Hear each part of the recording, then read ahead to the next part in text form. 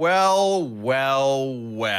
Look who decided to show up to the live Death Battle Cast show at noon Tuesday Central Time, whenever we do this. Hey, No, you welcome to nailed Death it. Battle Cast. Hey, I'm Ben. I'm joined by Chad as usual. We got Liam acting like a Hello. goober down there.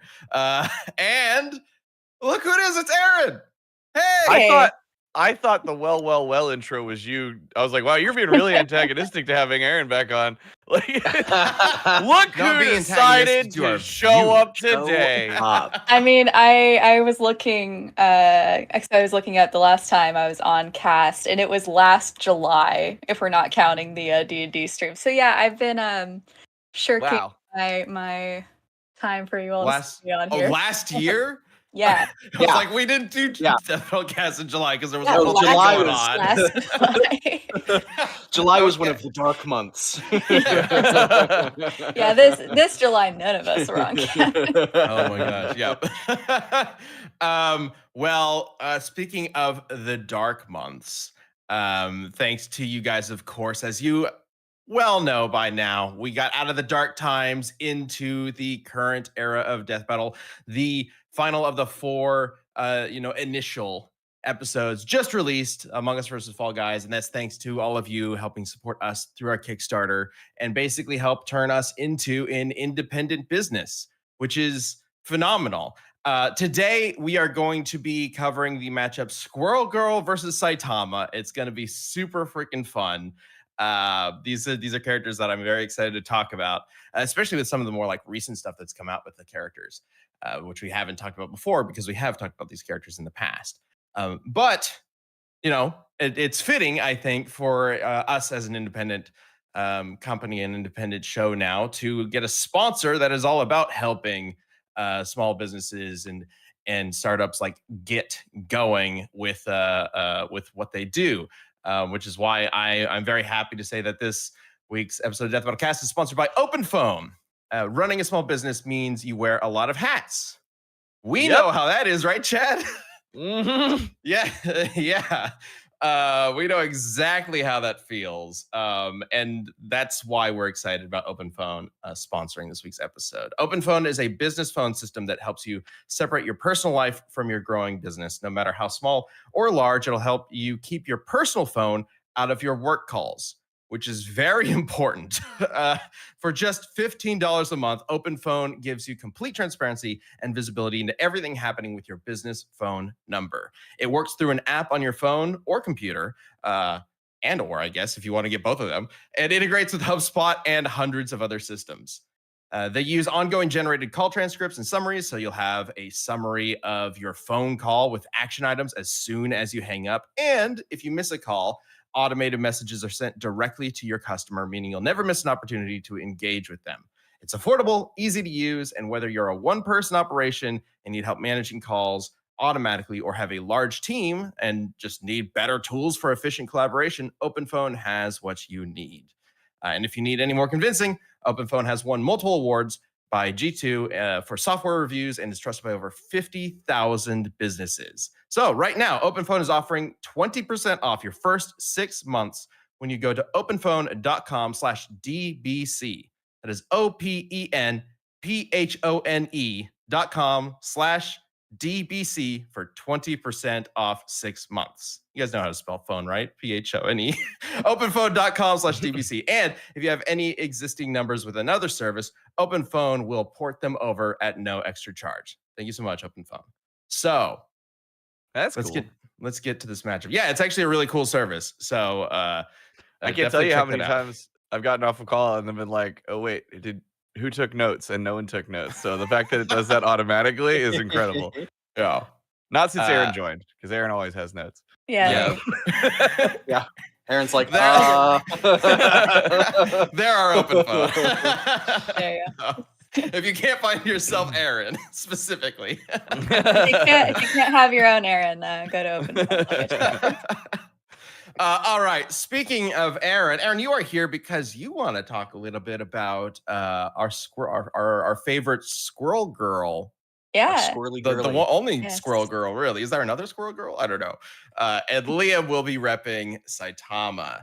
So the way this works if you're not familiar, is they're going to be arguing who should win in a death battle. And it is up to the jury, who is you watching this live right now, to decide who should win based on their arguments. And there will be a vote at the end of the show. Members in the chat with their badges going up, I see you all. It's great to have you here. We got all sorts of different color badges coming up, which is great.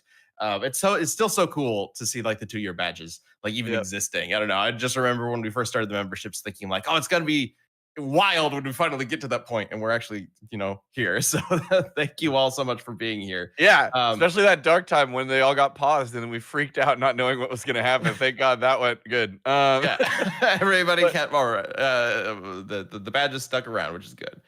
Yes, then, you are jury, William.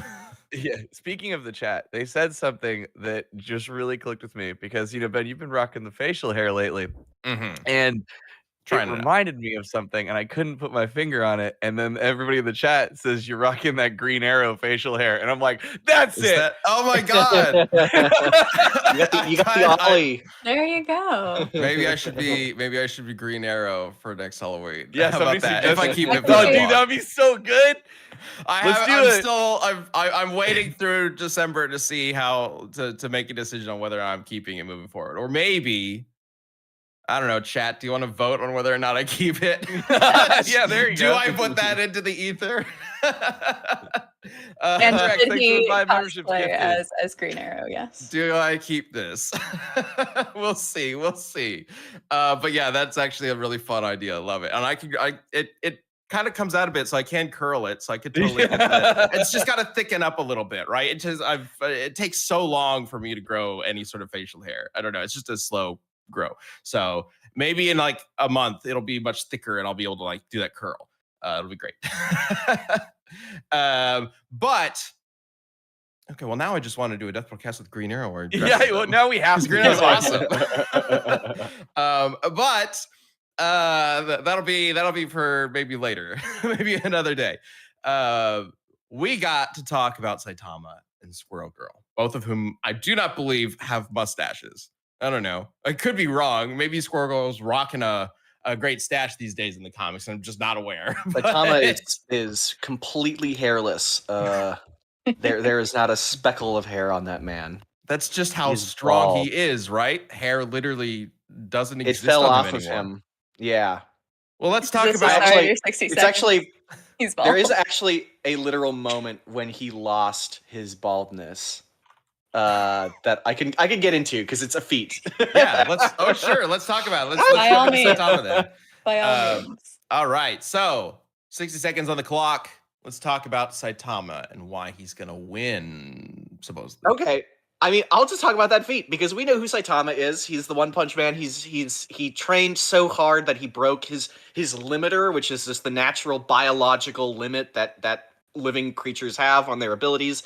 So he has no limiter, and he's insanely strong and beats all of his opponents in one punch. Somewhat. That's not really true anymore.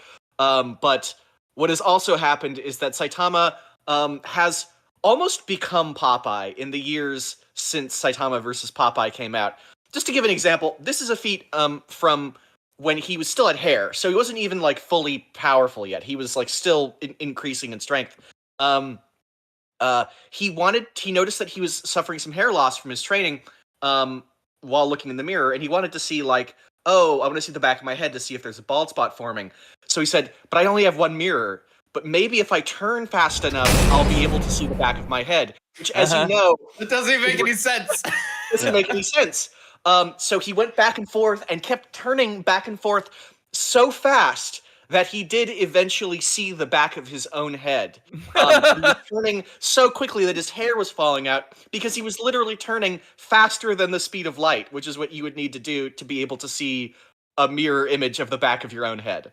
Incredible. So that's just you say that as if there's like factually this is how you see the back of your own head. Mm-hmm. Like, well, yeah, because you're turning because you're seeing the light that has the after you're not image. Seeing the light that's you're not seeing the light that has bounced off of the front of your face yet. You're seeing casual the old Thursday light turning around the speed of light. Yeah, to see the back of my head.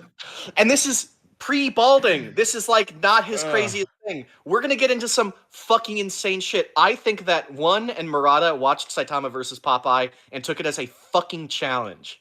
Taking credit now? What? Okay. I think this shit is cracked. He's all right. That's bullshit. a big statement. Yeah, Sorry, that's a we're bold thing to say. roundabout saying Death Battle is why Saitama is as busted as he is Is now? more powerful. Are you think taking so. credit for how powerful Saitama is now? Yeah, There are legitimately Popeye-esque feats now. Now it's I think Popeye still wins, but the statement is now Popeye still wins, but okay. It's not. Okay. It's like the egg thing. Sure, is probably a game ender, but Yeah. there's a lot. There's a lot more. All right, I see a Looking couple forward new to hearing members about it. popping up thanks to some gifted memberships. Thank you, everybody who's gifting some memberships. Yeah. Let's talk about And Squirrel thanks, Grave King, for Girl. the super chat. All right. There. All right. So Doreen Green is a just your average computer science student, but actually she's also Squirrel Girl, the unbeatable hero within the Marvel Universe. She is undefeated in all the combat that she has done. She has defeated basically the entirety of the kind of heavy hitters of the Marvel kind of heroic and villain class.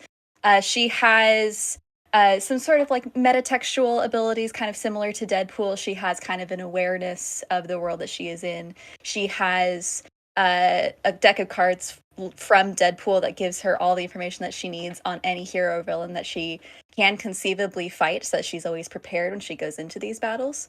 And it's interesting, earlier you mentioned, I think there's just the one Squirrel Girl. Actually, that's true. There are technically multiple.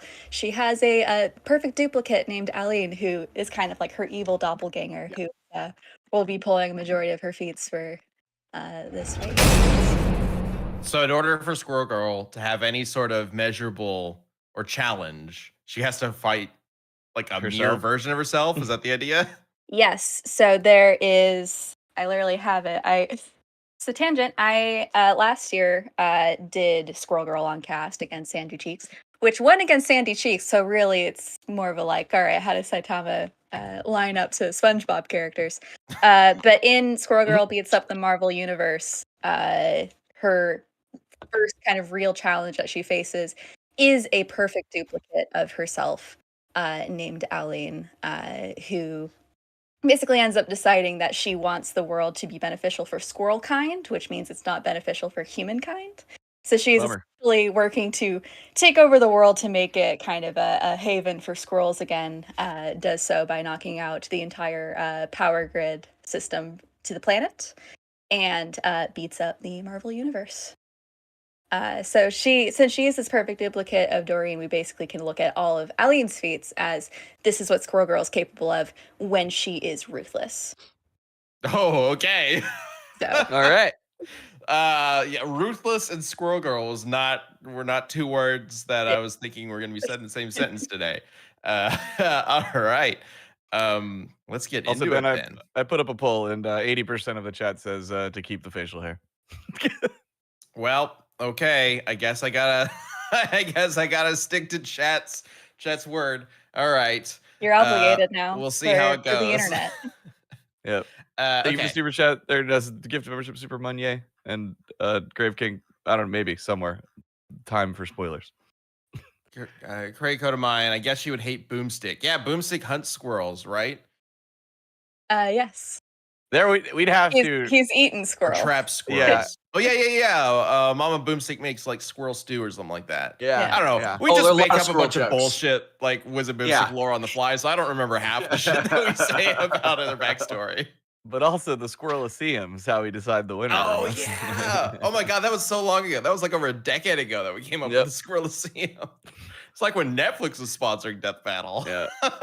Do they even sponsor things anymore? I don't know. I don't know. Remember when Netflix was like a new thing and like most people didn't know what it was? Anyway. I remember getting the and DVDs Gamefly. from Netflix in the mail. Yeah, I did that too. DVDs. Yeah. Okay, so we all know how Saitama fights. Sure. We'll get to that in just a second, Liam. We don't. Well, we know it's different now. Kind of how Saitama fights. One But punch, I want to man. know like how Squirrel Girl approaches fights, because you talked about these cards. We know she's in Marvel Rivals now. Yes. Like how does Squirrel Girl approach fights? How do we see her fight? Right. So the first thing to know about Doreen is that she has cosmic empathy. She literally, like, her, according to the creators, her strongest kind of feature about her is the fact that she is able to kind of argue down or like empathize with villains to have them not do their evil plans. The obvious big one is going to be Galactus. She convinces him not to eat Earth, and canonically now they are besties, and she has an invitation to become one of his heralds if she ever feels like doing that in the future. Okay. All right. But when it comes to combat, when that is the option that she's left with, and this gets more to kind of how she's meta in a way kind of similar to Deadpool, she will begin a fight, against a hero or a villain. She has that prior knowledge due to the card deck that she has. And if the fight is a particular challenge level, all she needs is a cutaway panel to have the comic leave the view of the fight for a little bit, and when we come back to it, she has defeated that hero. So if we were to have Squirrel Girl in a death battle, the like canonical way to do it would be she just needs one cut. She needs one cut away in the shot, and she will have defeated her enemy. Like, So canonically, long as we, the viewers, just look somewhere else for a moment. Yes. So we cut to Wiz and Boomstick, and then we go back, and it's over. Yes. So somehow she has to convince the cameraman, I guess, the whatever is, viewing the show, to look away, and then she wins. That's an interesting way to take it. Okay. Also, cosmic empathy, like the idea of being able to talk down any enemy, is something that I don't know if we've never really explored that as like a win condition in Death Battle before. Well, it's not brutally murdering some But like if that's part of her power, Yes. I wonder if there's a way to incorporate that kind of thing. I don't know. That's interesting. We wouldn't want to like obviously supersede what makes Death Battle. It's literally in the name. But we've had characters do more wild shit in the past. There's a potential that she would essentially, in this case, like kind of talk to Saitama, convince him that maybe she's not a worthy opponent for him to fight, or what have you. Convince him to go off and do something else. Be friends, and then incidentally, he's killed. Perhaps by, I don't know, a tsunami of squirrels, because she's done that. That's one of the ways in which she defeated Doom. A squirrel Nami? Yeah, Squirrel Nami, yeah. What is the main squirrel? I forget what his name is. Tippy Toe. Tippy Toe. Yeah. That's flipping adorable. Okay. Squirrel Girl and Tippy Toe and the tsunami of squirrels. All right. Yes. A lot of super chats going on. There's one for you, Liam, from El Kata, if you want to read that. It's spoilery, though, so you might just want to go check that out. Okay. And then we got Thorgy, and then also Dr. Wowie. Dr. Wowie. I love that. I love those.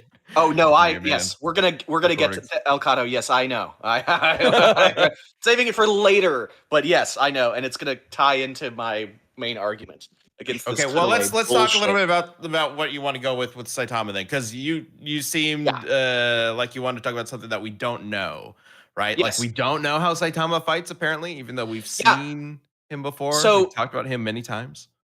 So Saitama, traditionally has always just been a brawler. Like the kind of joke about him is that he has no real martial arts skill. He just punches. He's just so much stronger and faster than everybody that all he needs to do is punch them or just like walk to the side and dodge attacks.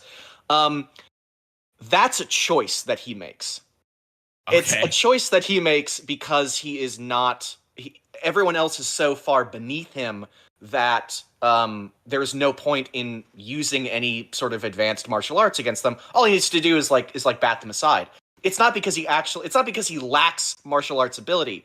In fact, he is one of the most insanely fucking cracked martial artists we have ever had on this show. To talk about his most insane martial arts feat, he's kind of like Majin Buu, where as long as he witnesses a martial arts technique, any martial arts technique, even if it's not what you would consider martial arts, it just is, it's stated to be a fighting technique, he can copy it. That sounds very broad and general, and I'm stretching it. No, A little. he fought Garo, who was a martial artist who had been sort of training, who had been pushing himself like Saitama, breaking his limiter, and had also been given the powers of God, because God exists and is a malevolent force in One Punch Man. Lots of story that we're going to get into, but by the end of the fight, Garo is like, we need to send you back in time to stop this fight before it happened. So what you're going to do is you're going to watch me, and I'm going to show you how to travel back in time. And Garo did this by manipulating his particles and antiparticles, like subatomic particles in his body, in order to be able to go back in time. And Saitama watched that and did it himself. Saitama was able to witness somebody manipulate their subatomic particles in order to travel back in time, which he then did, and then punched Garo out before the fight ever began, which is stated to be like the causality punch. If I'm remembering right, this is a version of Garo that specifically wanted him to go back, right? Like he showed him. He was showing him how to do it. Yes. So it's not like he watched him do it and just copied it, like with effort. Oh no! The entire fight, he is watching characters manipulate space and copying them. There is a character called Blast who can create portals. And Saitama watched him, and then just would grab a portal and fling it out of the way. A portal in space, a hole in space. He would just grab it and toss it away.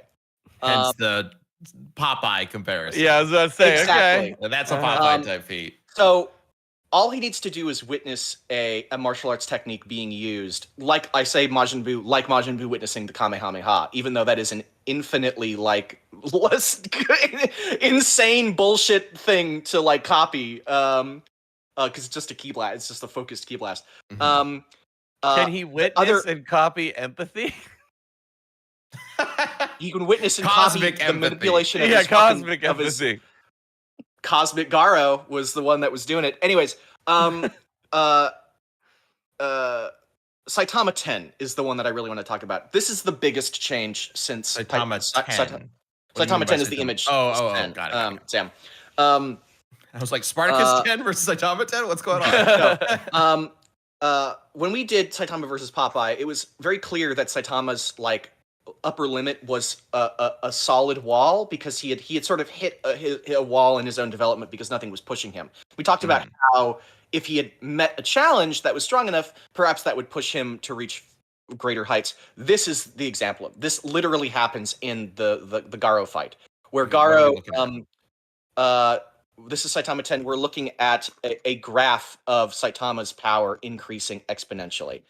He was spurred on by intense emotions. In this case, the intense emotion of Genos's death that made him get stronger. But it's clear by the narration that it's just strong emotion in general. A reason to fight, right? That's the whole point of the series, is that he doesn't have a reason to fight. Now he does, and is gaining power exponentially. So instead of his power being this unmoving limit, it's going to be, as long as he feels the desire to fight and get stronger, which I think he would against somebody like Squirrel Girl, he is going to become exponentially stronger as the fight goes on.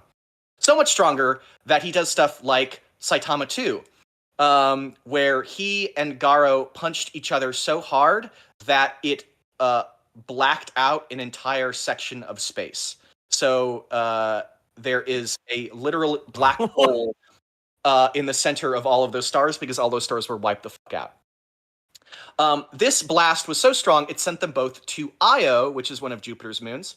And while they were fighting on Io, Saitama got a little tingle in his nose, and he needed to sneeze. Oh, great. And he sneezed, and Garo dodged the sneeze, and the sneeze was aimed at Jupiter. And Saitama 1 is what happened to Jupiter. He sneezed so incredibly hard that it blew away Jupiter's gas giant mass and only left the solid metal core at the center of Jupiter. Then they began fighting over Io, and they began fighting so insanely fast that we see in Saitama 11, it looks like their blows and their movement is just a constellation that is covering the surface of Io. every one of those little like dots is a punch clash that they had Yeah. over Io. So much so that like the mass of Io, like the surface of it was levitating off of the moon itself. That alone is not enough to beat Supergirl hypothetically. It is more physically more impressive than anything that Squirrel Girl has directly shown. But we'll get to like the cutaway stuff as we continue, because this is just the physical increases that Saitama has had. This is not the Popeye shit. Well, okay. I'm also curious. So this is all wild stuff. But this whole fight also ends in a way that, depending on how you look at it, could kind of remove a lot of these possibilities from the discussion, right?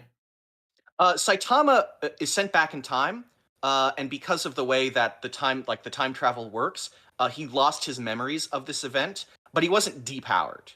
He didn't become the weaker version of Saitama that he was at that time.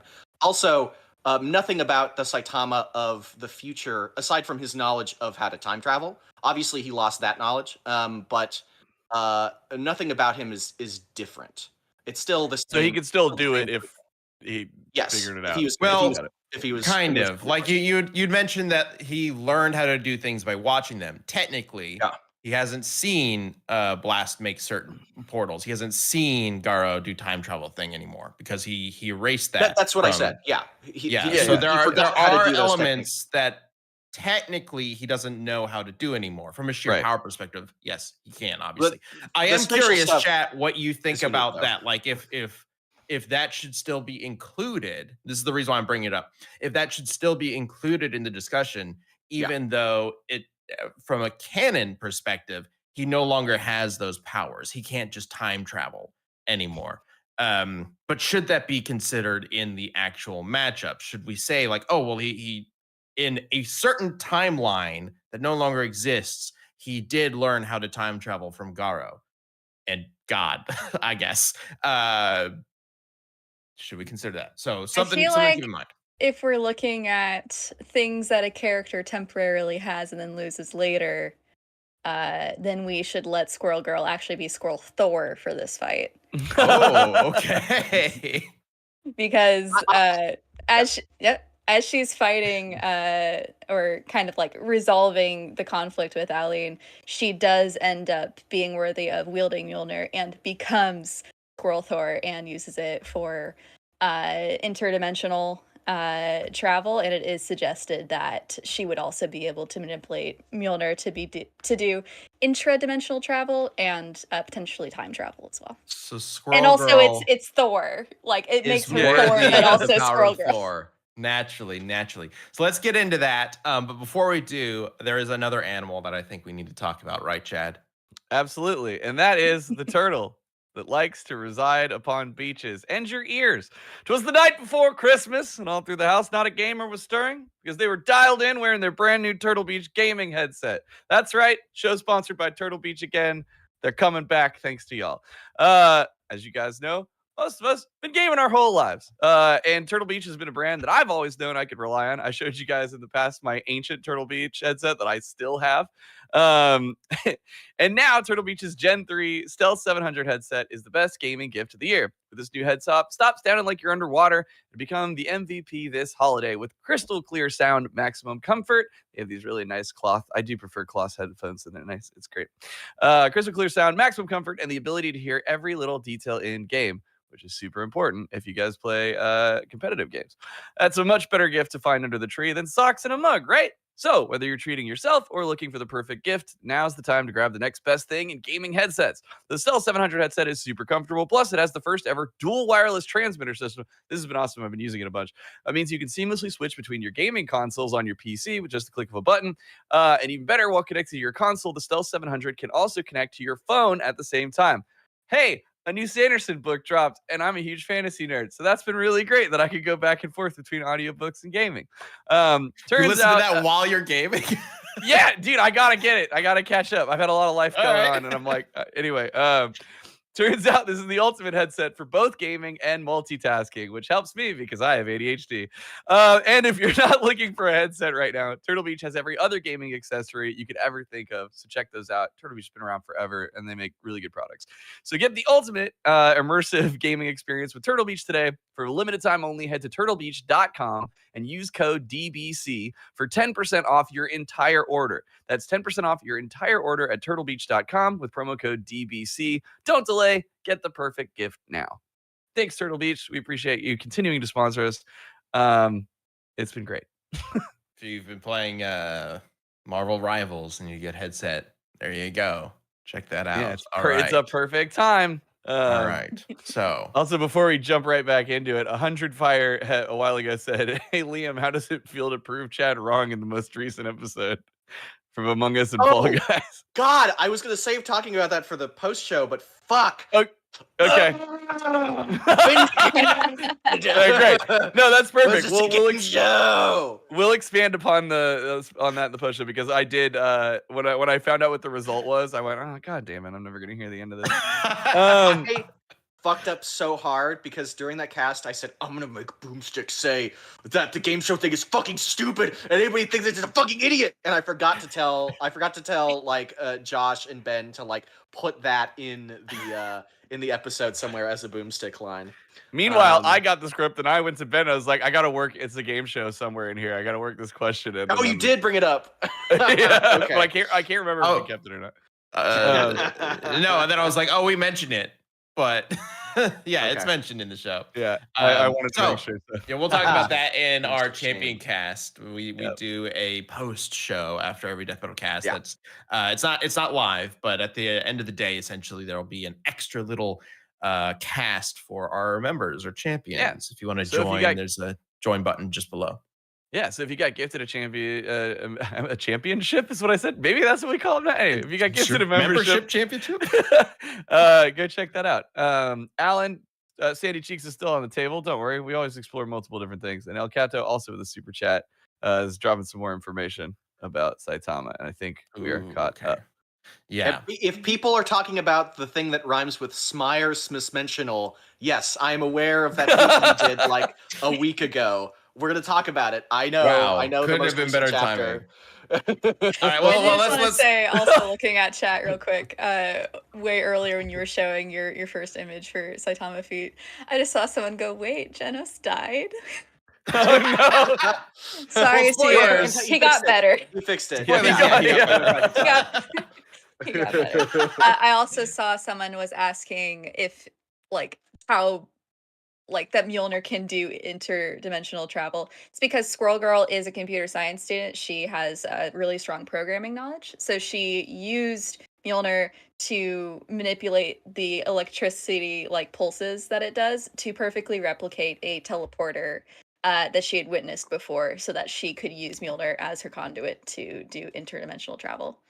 Yeah, I remember when I learned that in computer science. That was an important part of college. Squirrel Girl could use computer science to enhance Mjolnir's abilities. Yes. Okay. She also uses those same base programming skills to take out the core Avengers at the beginning of that same volume. Naturally. All right. Well, Crossover 4 has a very specific way for this fight would go. So I always envisioned these two would fall in love in the fight, get married, have a family, grow old together, and then one of them dies from old age, and that's how the winner's decided. They'd have little bald squirrel babies. It'd be great. Are they? Can they age? You're welcome for that image. Can they age? Saitama and Squirrel Girl age? Yeah, neither of them were born fully formed as they are now. Well, no. I mean, but now, through Saitama's training, has he slowed his aging or something like that, or has Squirrel Girl also developed cosmic, I don't know, immortality or whatever? I don't know. I mean, she has comic book not aging. She has comic book not aging. She's been around since the 60s. Yeah. Sure. Yeah. Well, in Marvel Comics, a week lasts, or a year lasts a week. So Yeah. And then we just shot for shot recreate the scene from Up. But there's a little squirrel with them the whole time. That's actually the scene. It's the scene from Up, but it's Tippy Toes like Yes, exactly. His girls only live about. I wanted to 1,000 have years just spending like with the one species. like really big, like enormously buff squirrel, just like a million normal squirrels, and then just one like off to the side, this gigantic freakish squirrel. Yeah. Okay, Cody Briner in chat does mention the thing that I was looking for. There is an old woman Squirrel Girl story, so there is like an old man Logan like story for her. Cool. Okay, so let's talk a little bit more about Squirrel Girl, because you mentioned like she gets the powers of Thor at one point. Like you wanted to talk about her feats against the anti-Squirrel Girl. You want to get into that? Yeah, I also just want to briefly mention on the whole, oh, well, we'll let her be Squirrel Thor. There is also a part of the Unbeatable Squirrel Girl comics where her companion Squirrel Tippy Toe ends up getting the power cosmic and becomes the Silver Squirrel. Yes. So we can toss that in there as well. But yeah, specifically when we're talking about kind of what Aline does, more so we're looking at the number of Marvel heroes that she takes out in her quest to like basically take over Earth, right?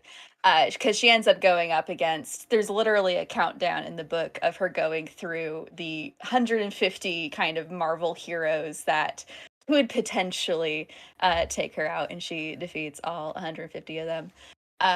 Highlights of which are going to include, obviously, have all your standard Avengers. So, she takes out Thor, Iron Man, Captain America, Ant-Man. Also takes out, looking at my very big list here, Spider-Man, Mysterion, Thing, Black Panther, Storm, MODOK, Wolverine, Cyclops, Magneto, Jean Grey is the big one, I think. She takes out Phoenix. Doctor Strange, Ghost Rider, Deadpool, Gwenpool, Hulk, Rocket Raccoon, Juggernaut, Vision, Star-Lord, Captain Marvel, Beast, Quicksilver, Luke Cage, Punisher, Red Skull, Stiltman, Daredevil, and Howard the Duck. Oh, damn. Howard the Duck. I'm sorry. Howard. This is a list of heroes that what is her name? I keep forgetting. Anti-Squirrel. Aline. Aline thought could defeats potentially take her out. These are the Marvel heroes that are sent to try to take out Aline. Okay. What's the time frame? Like, is it like all at once, or is it just like why did they choose Wolverine? They said over 100. They basically, the implication is that anybody that picked up the phone call from Nick Fury was sent in. Oh, okay. It was just like so it was panic, over 150. We gotta stop her, guys. Literally, yes. Magneto picked up the phone call from Nick Fury. Okay. Yep. But yes, she it said explicitly that Aline defeats the core Avengers team in 22 seconds. And taking out the other like 150 heroes that are sent after her. I don't have an exact number, but it takes a few hours. Okay. I mean, still. To be fair, very impressive. 90% of the time, Jean Grey can be taken out by like a light breeze. I hate to say it, but like 90% of Jean Grey fights are somebody going. She did die in the midst of our production cycle for that episode. Yeah. I think Captain Marvel might be Captain Marvel and Doctor Strange might be the top tiers there. That at least the ones that I remember you mentioning. Yeah, they're both definitely on up there. The list. Which is still crazy. But she also helped improve Doom's coding. Yes, she did. She defeats Doom twice, and then with that, she's like, "Hey, man, I think you might actually need some help." And yes, she also, outside of this, is going back to Squirrel Girl herself. Doreen, she defeats Thanos as well. There's an interesting thing that happened within kind of the various comic runs of she initially defeats Doctor Doom, or Doom, and then a different comic run retcons that because they're basically just like, no way Squirrel Girl defeats Doom. It was actually a Doom bot. So then in her run, they have her defeat Doom again. And she's like, great news! This one definitely wasn't a Doom bot or simulacrum or whatever else you want to call it. It's Doom for sure. That's amazing. And then that kind of continued to escalate to, Sam, it's one of the images I sent you. Squirrel Girl Thanos defeat. Classic, when she, the classic. I know I showed this last time. When she defeats Thanos, Watcher is there to basically say, "Hi, I'm a Watcher." And I'm going to confirm that this is in fact Thanos, and you did defeat him, and you did save the multiverse by doing so. Is his ass on fire? Yes. Oh, okay. I think the mountain is on fire, but his Oh, ass it's is the- definitely yeah. up. I thought. Yes. It might be. Yeah. So this is. It She sounds She like also the defeats. Let me pull it back up. She also defeats Fin Fang Foom. Also, at one point, it's mentioned that she defeated Ego, the Living Planet. Sure. How that happens, she says it was relatively easy. But we don't know beyond that. Okay. So one thing I'm loving because it sounds like the Squirrel Girl writers are fucking with the other writers, and it's a battle, which is it sounds like at least it seems very fun. Yes. And Very I much so. love the we brought in a watcher to just it's like your move, Thanos Yeah. writers, like. Yeah, well, I'm sure her most recent kind of run that's going, Unbeatable Squirrel Girl, she does narrate her own comic as well. She puts in like little notes, and it's kind of implied that she has a certain level of control over the comic itself, like with those cutaways where she, defeats some of these individuals. Is Squirrel there is Girl metatextual stuff going on too. wholesome Deadpool? Is that who she's supposed to be? Kinda, yes. She does end up defeating Deadpool in a way that is also fairly meta, and yeah, Gwenpool as well. So She's like Saitama. I mean, that's like Yeah. there's like a joke. I mean, that is that's associated with both characters. why did, we yeah. kind of wanted to talk about this, right? They both have Yeah. that sort of, when it comes down to it, we can stack all the odds, but then bam, you're more or less in one go going to defeat whoever you're up against. And both of Yeah. their, you put up the image of that, exponential growth of Saitama's power with the odds he's up against.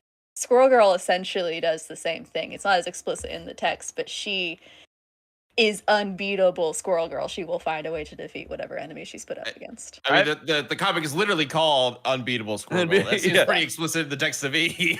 Yeah, it really, If closes only- the book on this one, Ben. Why don't you put up the Yep, poll? there we go. If only there was some way for Saitama to beat the cutaway gag. Well, If only there was. Look at Let's that get, because smile. I believe we have something rhyming with schmalter, whatever the hell you said before, and we'll Yeah, get to I that have in a- just a second. Because it sounds like there's something crazy for Saitama that just recently happened. Yeah, there is. Which is wild timing. I didn't know about this. But before we do that, I want to talk about our last sponsor for today's show, boot.dev. And this was not planned at all. You mentioned Squirrel Girl being a programmer.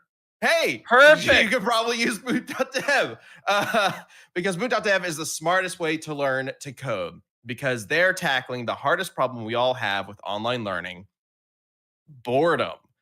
You know what I mean? There's so much online to distract you from actually learning what you need to do, so it's hard to get the most out of your lessons, and you can't learn to code without actually, writing a lot of code and building real projects, which might sound obvious, but you'd be surprised how many people try to learn but never actually, do the thing. But boot.dev gives all sorts of learning tools with amazing opportunities, including both an AI-powered assistant and tons of actual human helpers for whenever you get stuck. Imagine that. You can earn XP, level achievements, and complete quests as you move through your lessons and rise up the leaderboard. But they want to be clear, programming and coding have amazing earning potential, but they're not here for to help you with some get rich quick scheme, because that's not what this kind of career is. It's not what this kind of passion is.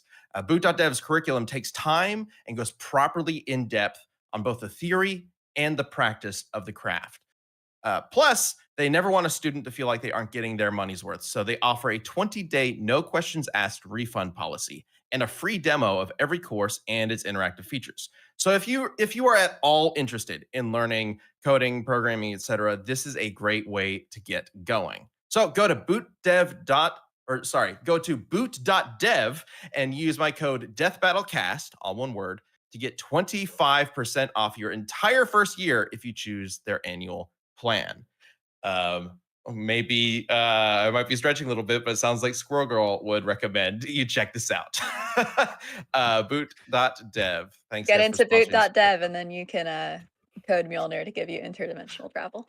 There you go. yeah. If you want to learn how to, it's not guaranteed, and now it's not part of the ad read. That if you want to get the most out of your Mjolnir, which sounds wrong.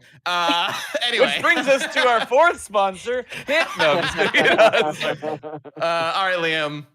I know you've been wanting to talk about it. Let's talk about it. There's been a blade right over the back of my neck this whole episode. So I've just been waiting. I've been waiting 47 minutes. All right, let's talk about it. Okay, couple things I wanted to bring up first. He during the fight with Garo, he survived being blasted by Garo's gamma ray burst. Gamma ray bursts are insanely powerful, like star farts, essentially, which are so bright, are so luminous that the light from them literally causes your like atoms to like break apart. Like it causes like electrons to fall off. It's called photodisintegration. And photofission is like the nuclei start to break apart. He survived that no problem. That's not that super crazy. What is super fucking crazy is there is this character called Phoenix Man. He's one of the villains. And he was fighting Child Emperor, who's like a little boy who has tons of like a super like devices and shit that he built. He brought Child Emperor into his what's called Phoenix space, which is sort of like a spiritual mind realm, like inside of his head, inside of Phoenix Man's head. It's sort of like a that kind of thing. Like it's like my mind realm. Right. Fight him there. Saitama broke in. It's not explained how. He just punched a wall and got in into a spiritual mind space. I'm expecting a little bit more of a reaction there. That's kind of crazy. It's all right. We'll go to the stuff that I wanted to. Sorry. Say that one more time. The very last part. Into Phoenix Man's mind space. From like where? Like just from reality.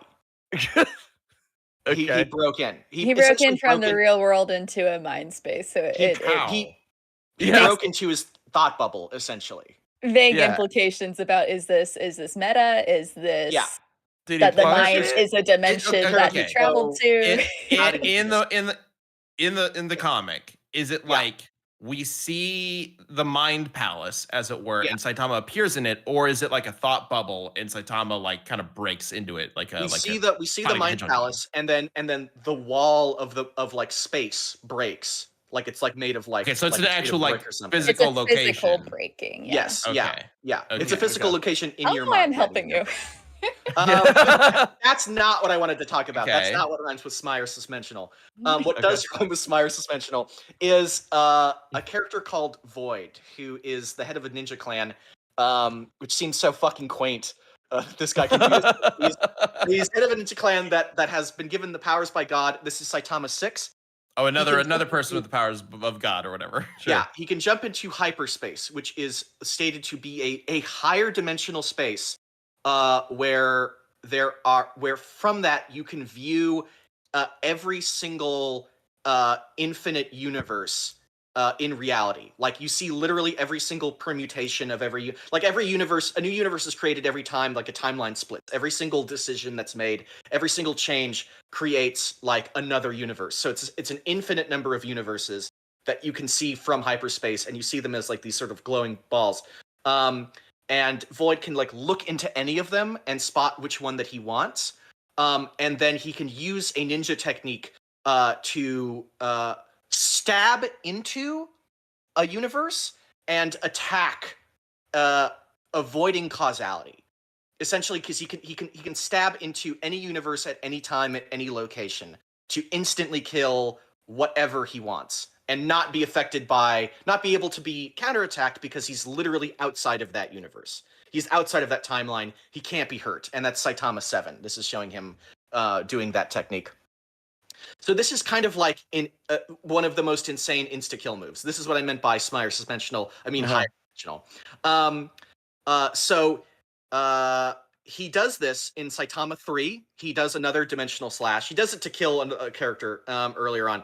Saitama 3 stabs into it, but then it stops. The blade stops. And he goes, wait, this is impossible. How can my blade be stopped by anything? And we go to Saitama 4. And Saitama is just standing in the middle of a forest. I knew it. Yeah. He missed a pinch.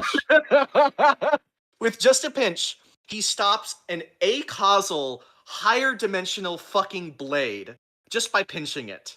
And Saitama 5, I forget exactly. I think this maybe is just a continuing. Saitama 5 is just literally the character going, this isn't fucking possible. I'm attacking him. It cuts space itself.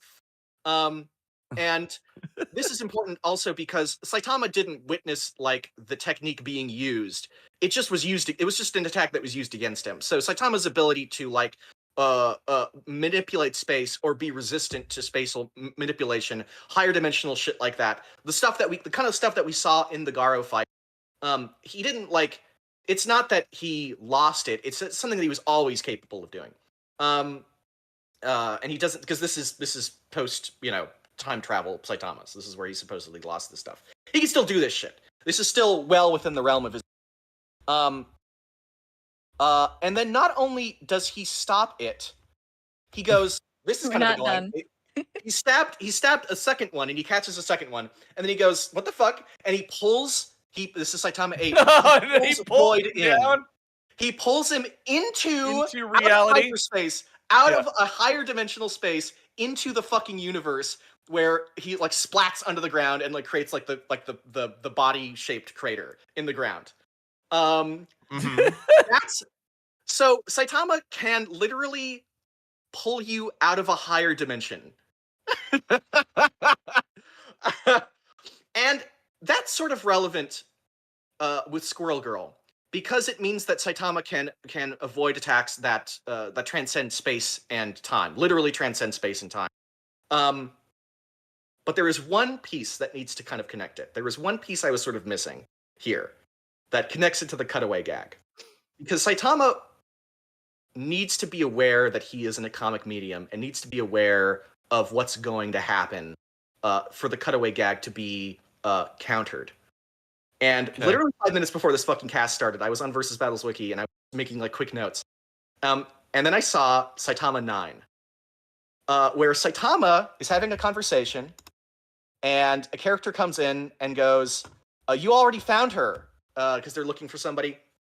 And Saitama responds in about 3 panels. And in fact, 3 panels later, we do get this revelation. Saitama is actually now aware that he is in a comic book and knows what's going to happen down to the panel. So Saitama, if Squirrel Girl tried the cutaway... Wait, what does he say? He's saying in about 3 panels he'll find her. In about 3 panels they'll find her. 3 comic book panels. Because it's a manga, it's a comic book. Saitama would just be able to know when Squirrel Girl is going to do the cutaway and fucking reach through space to grab her and pull her back on fucking camera or on fucking panel. He actually has a counter for the cutaway gag. Interesting. Okay. Couple of things. Earlier, sad question, but I feel like we do need to address it. Floating shopping list says, would Squirrel Girl squirrels be able to withstand Saitama's punches?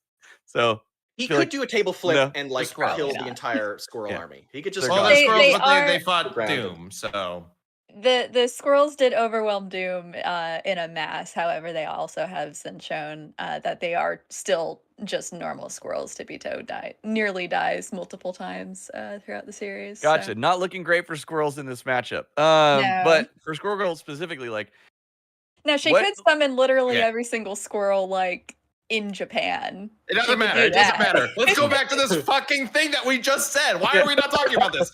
I don't think we need to. In 3 panels. Does whatever he's saying happens in 3 panels happen in 3 panels? Yes. Exactly. Yes. Okay. What is the thing? Because it didn't really seem like in context to me in the page. What is happening in 3 panels? The reveal of this person. Where this person is. Okay. And there's no reason why he would know that beforehand. They just ask, where is this person? he says, we'll find out in 3 panels, and 3 panels later we find out. Yeah. Okay. Yeah. Okay. Because that helps support it, but otherwise him just saying it could just be like a gag, right? Like a joke and not necessarily like important. Okay.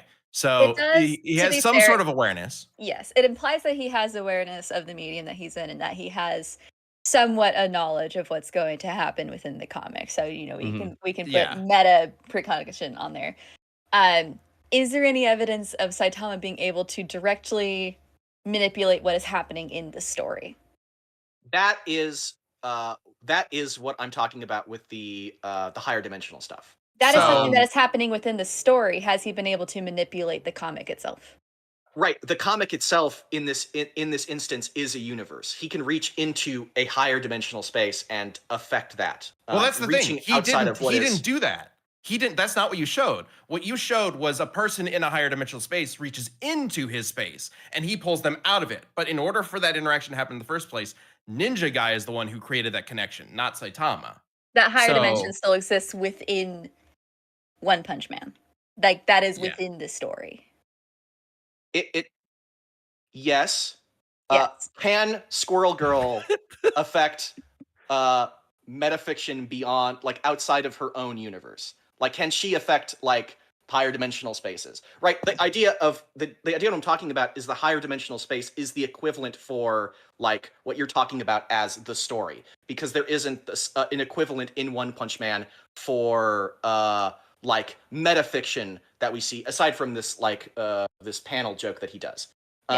So when I'm saying he can reach into when I'm saying he can affect people that are in a higher dimensional space, that is the equivalent for being able to do stuff like reach into a different comic panel and pull and pull Squirrel Girl in.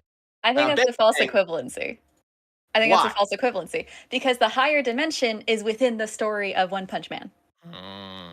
I see what you're saying. saying. Squirrel Girl, the level of meta that she is at is on par with Deadpool of she is aware of being in a comic. She can affect things in and around the comic. There's literally a gag in Defeats the Marvel Universe. I'll literally flip to it. There is, during one of her cutaways, they have these little interstitial pages. So she gets like pulled into the duplicator machine.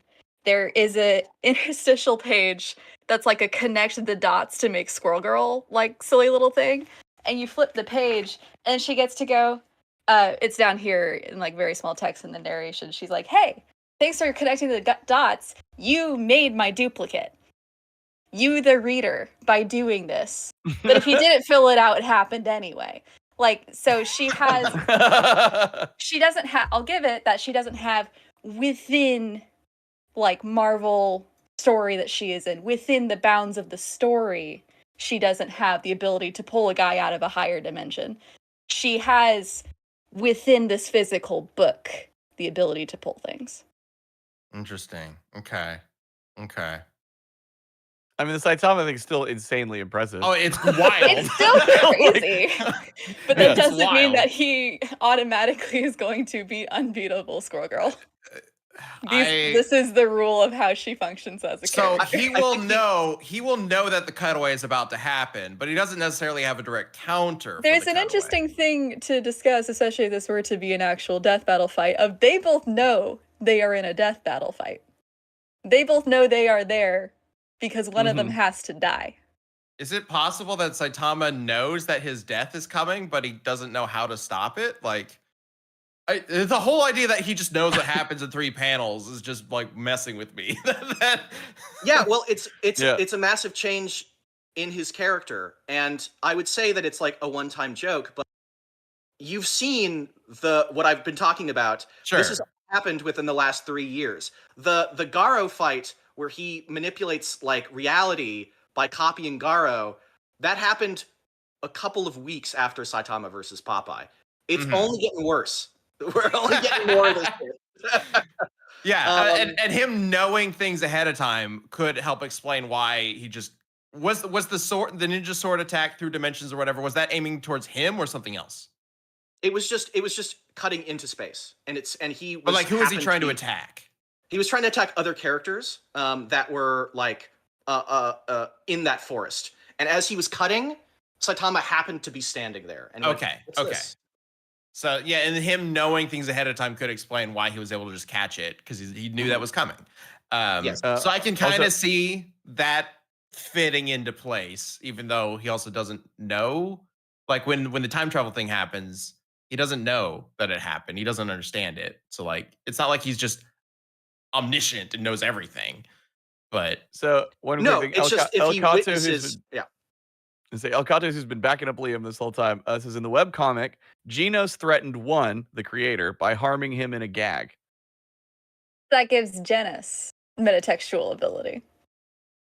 Oh, that's not Saitama. I mean, I'm not going to rely on that, but Saitama definitely, like, if Genos can do that, then Saitama can do it a billion times more. That's like Genos can't be better than Saitama in anything because that's the whole point of this character. I mean, that again goes back to what Aaron was talking about, though, is like there's that interaction there, but can he get anything from One? Like, is Genos saying, like, One, give me a new gun or whatever? I'm going to show you this, like, crossword puzzle or whatever, and you fill it out and I'll get what you get from it. Like, yeah, or he reaches out and grabs the manga like pen, and stops him from drawing the next like attack or something, right? Like, actually, I kind of want to look at. I haven't seen that one yet, so I can't actually comment on that. Yeah. Well, okay, so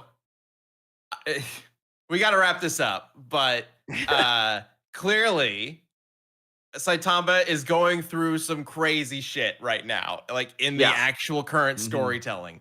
And for all we know, in a few months, we could have a Saitama story where he does sort of literally change what is being written within the story. Oh, sorry, he harmed him. He harmed One in the gag. He didn't threaten him, he harmed him. He harmed his author. Yeah. What? What's that on, baby? What was that about affecting the fourth wall? Oh, we are alive again. I will say again, I would love for you to show me the webcomic where Saitama does that. Second, if we decide to very charitably give that to Saitama, it just puts him on par in that aspect to Squirrel Girl as well. Yes. Okay. Okay. Better the poll even. Is Has she ever hurt the author? I don't know about that. The poll is up. Let's go ahead and get this wrapped up. Chad, what are you thinking? My brain's broken, Ben. It's pretty ridiculous. I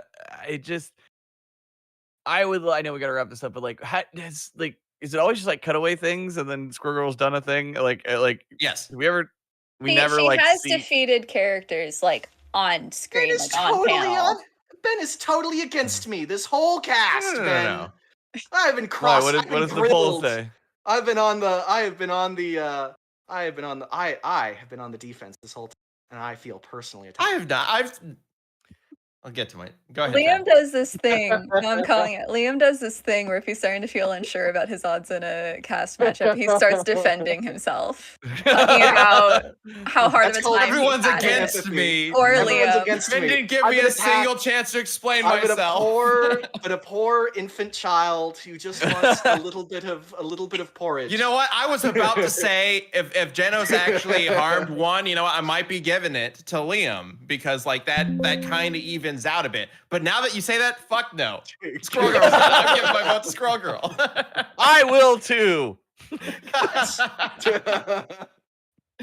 I actually really I think the stuff that's happening with Saitama is super fun. And I also really wanted to bring up the like time travel thing and stuff because I'm curious what people think about that of course.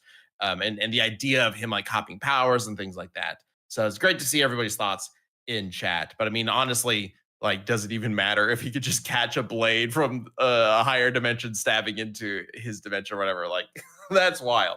I'm looking forward to seeing how far they go with Saitama now. Yeah, because the sword thing literally happened like last week, right? That was like the higher dimensional thing. Yes, really the higher dimensional thing happened last month. So what's the plan here? Where's he going with this? Because the Garo thing happened a while back. He's gonna fight God. This point. Like he's gonna fight God. I guess that makes sense. But like, I don't know. It's just such a bizarre. I guess it makes sense from like the story's perspective, or original direction. It's like where does it stop, right? What is peak in this universe? God, if it ends with him pulling a spawn and becoming like god of the universe and recreating it or whatever, like no, he wouldn't care. See it. He'd create a universe where where he's like weak again, I think, is what he would do. Oh. Resets everything back to the beginning. He resets it back to when he wasn't so strong. Oh my god. Or he just wakes up and it was all a dream. Let's see if that's fun. Okay. All right. Well, let's go ahead and wrap up this one. The poll is actually really close, like considering. And wrapping it up in 3, 2, 1, we have 54% of the vote from chat going to Squirrel Girl. So Squirrel Girl wins this Death Metal cast. That's an performance. by Death Metal cast standards, by a relatively narrow margin. So I'm very interested. Do you guys want to see this as an actual death battle? And like how close do you think this could really be, especially if this death battle happens like a year from now? Just throwing out a number. And we do have that potential time to get to the point where Saitama has fought God or whatever the hell is about to happen in One Punch Man.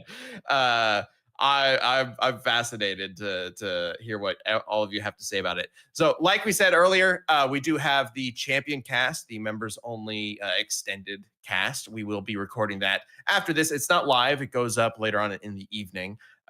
So if you are a member, keep an eye out for that later on tonight.